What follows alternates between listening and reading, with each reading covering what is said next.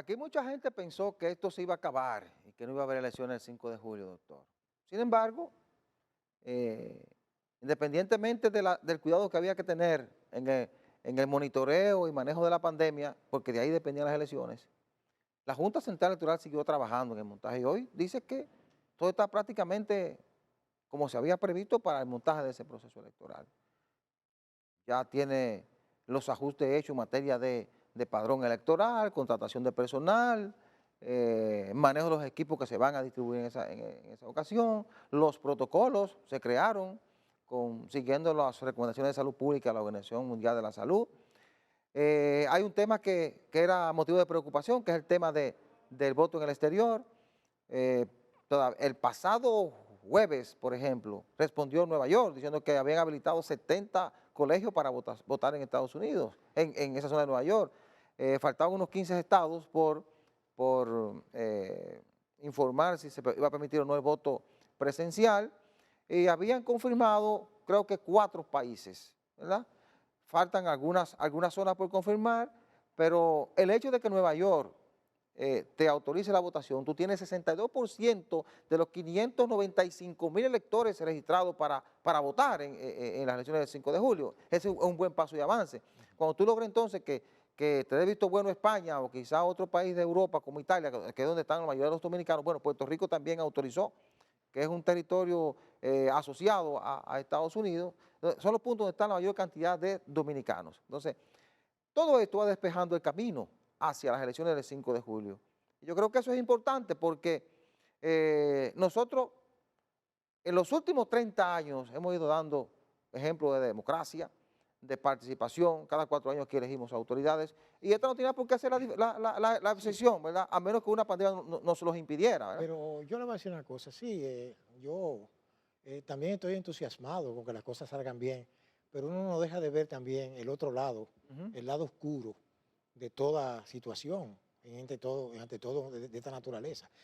Pero esta crisis también tiene la particularidad de que enseñan, hay gente que a veces no aprende. Ujú. Por ejemplo, en este caso, los futuros reformadores de la Constitución, porque va a haber que reformarla en algún momento, van a tener que tomar en cuenta situaciones como esta que no se tomó en cuenta.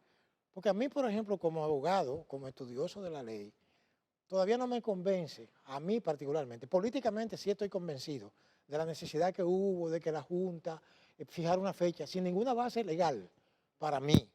Alguien me puede corregir. Sí. Yo admito y aprendo cuando sé que no sé. Pero la Constitución no contemplaba nada de eso. La Constitución es rígida en lo que respecta a las fechas, que son fechas, diríamos, radicales.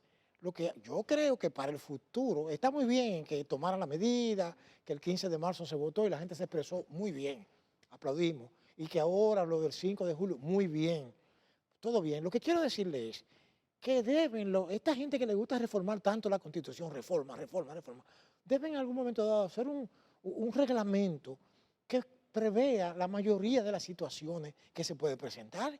Y este fue un caso, diríamos, de superfuerza mayor que nadie Ese es previó. un caso de estudio, doctor. Pero claro que Porque sí, lo que pasa es que aquí hay mucho temor con la Constitución. Cada vez que se habla de modificar la Constitución, la gente tiene ese... porque lo quieren eh, hacer un traje a su medida cada uno, sí, ese es el entonces, problema. pero Sí. este punto que estamos discutiendo no es cuestión de trajes a su medida, porque No, es una no, situación que nunca se no, no, no, previó no, esto no está y bien, que está no bien. beneficia ni daña Sí. a otro. No, no, no, no. Pero realmente hubo un debate entre juristas.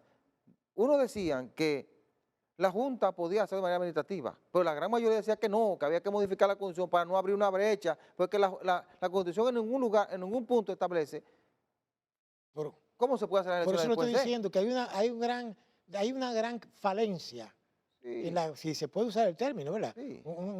Una gran, diríamos, una ausencia de solución de tipo jurídico a una situación como esta.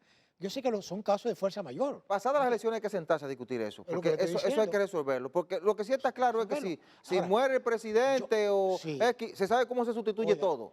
Ahora, si se suspenden las elecciones, no siempre, dice cómo se yo suspende. siempre le he dicho a usted, y lo he afirmado aquí en público, que yo aspiro a un Congreso multicolor, Sí, un congreso en donde tenga que sentarse todo el mundo, porque eso es lo que sí. significa un congreso, no que un Bueno, grupo haga lo que le entienda que le conviene, no, no, no, no, no, no. un grupo, un congreso en donde digo, señores, vamos a pensar en el país, no vamos a pensar en usted, ni en mí, ni en el otro. Usted comprende. Yo espero que de aquí, de todas estas situaciones, que sé que vamos a salir airosos, a flote, todo esto, pero que venga entonces lo que usted está señalando ahora, que haya una necesidad de establecer un reglamento en donde inclusive establezca los mecanismos en caso de situaciones como la que acabamos Sí. de vivir. Bueno, y siempre surge el temor aquel.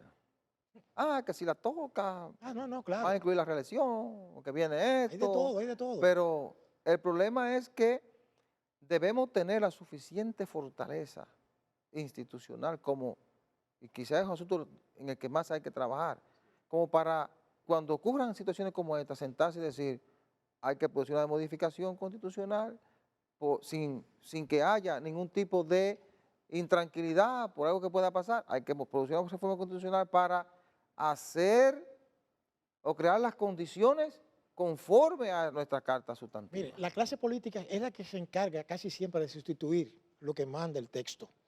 Que el texto es que debe ser el que gobierna, la dictadura de la ley. Sí, Yo se lo digo porque siempre en las crisis son ellos los que resuelven. Caso 1994, que reformaron la Constitución en la oficina de un embajador extranjero. sí. Caso 2000, óigame, las elecciones, el presidente que surgió de ahí no obtuvo el 50+1. Fue que los políticos dijeron, señores, no, vamos a una segunda vuelta porque económicamente no vale la pena. Eso es otra cosa, pero eso no era Claro. lo que decía la Constitución. No, la Constitución decía que había que hacerla de nuevo, Oh, pero claro que sí. porque se gana con el 50+1. ¿Usted me está Pero entendiendo? si usted va a una contienda y no hay un segundo contendor, ya No, usted... pero, eh, monsieur, usted sabe a qué me refiero. Sí. Es una cuestión de circunstancias y de intereses particulares. sí. Entonces, ahora tenemos de que vino esta crisis de la pandemia, ¿verdad? Con otros bemoles también, porque hay muchas cosas, que también aquí la crisis se llevó también hasta la credibilidad de muchas instituciones de aquí, porque hay Sí. mucha gente aquí que sabe que su credibilidad no está muy definida todavía. Usted lo sabe, muchas instituciones, lamentablemente. Pero esperamos de que aprendamos poco a poco la lección, ¿verdad?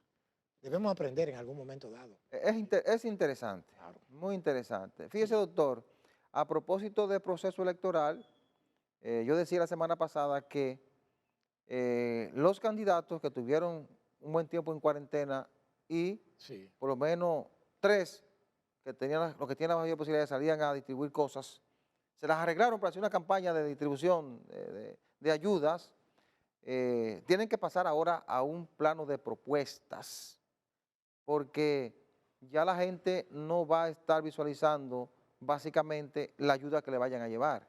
La gente va ahora a pensar en qué me va a ofertar tú como candidato para que yo te pueda dar mi voto el 5 de julio. Por eso es que usted observa que tanto Gonzalo Castillo del PLD como Luis Abinader del PRM como Leonel Fernández ya comenzaron a hacer planteamientos, propuestas, diciendo, pues yo voy a hacer esto en materia de salud, esto en materia de turismo.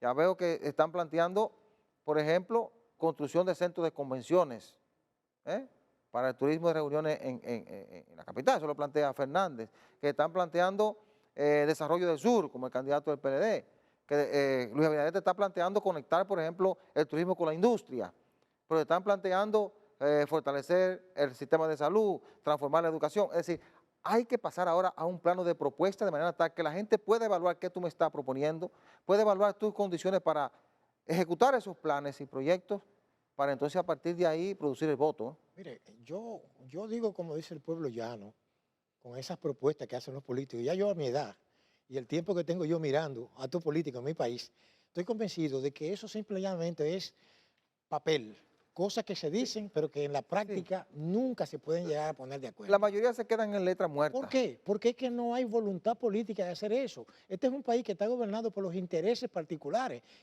poderes fácticos, intereses económicos, circunstancias.